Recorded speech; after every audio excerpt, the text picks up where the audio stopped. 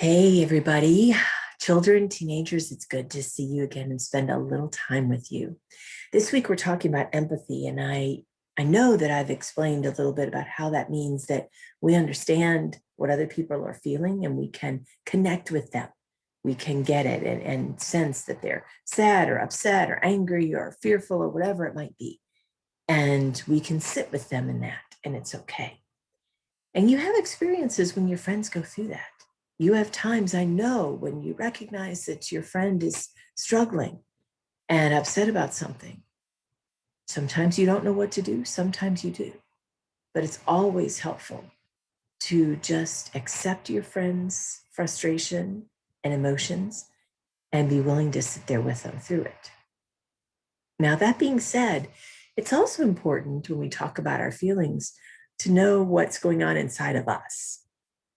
Have you ever had that experience where you have a really big reaction to something and it kind of surprises you? Somebody says something and you get angry about it, or somebody does something and it makes you sad and you don't know why you feel that way.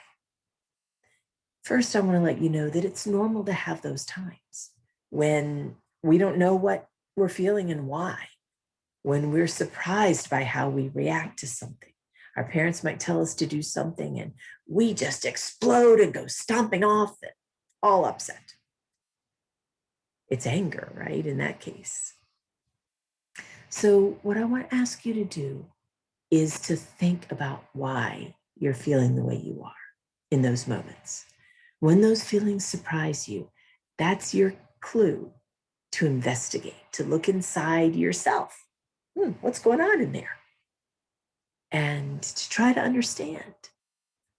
Sometimes when we don't pay attention to our feelings, we just keep shoving them down and saying, no, I'm not going to go there. I don't want to talk about that. I don't want to think about that.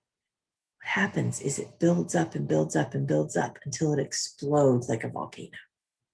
And that might be what you're experiencing in those moments, is that all those feelings down there have been churning and churning, and you're trying to ignore them. And then they come right back at you. So spend a little time thinking about it. Ask God to help you understand. Because there are feelings all over the Bible. God's really good at listening to our feelings and understanding them.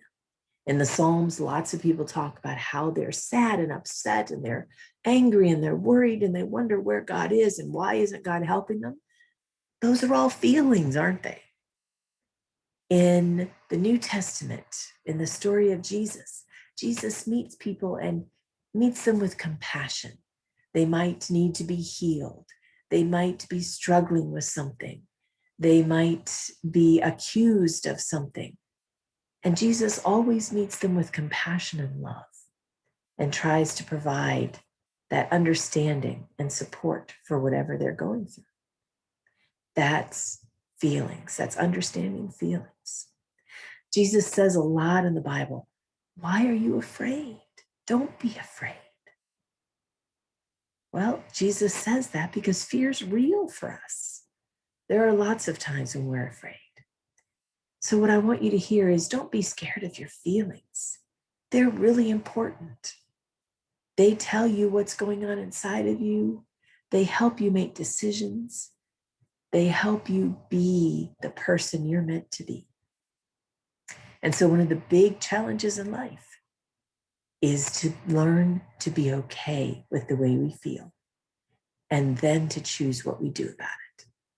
We don't want to stay with the feeling forever, but to recognize it and understand it and then choose how to handle it is what we all are shooting for. That's the measure of a good, mature person. And all of you are growing up to be that.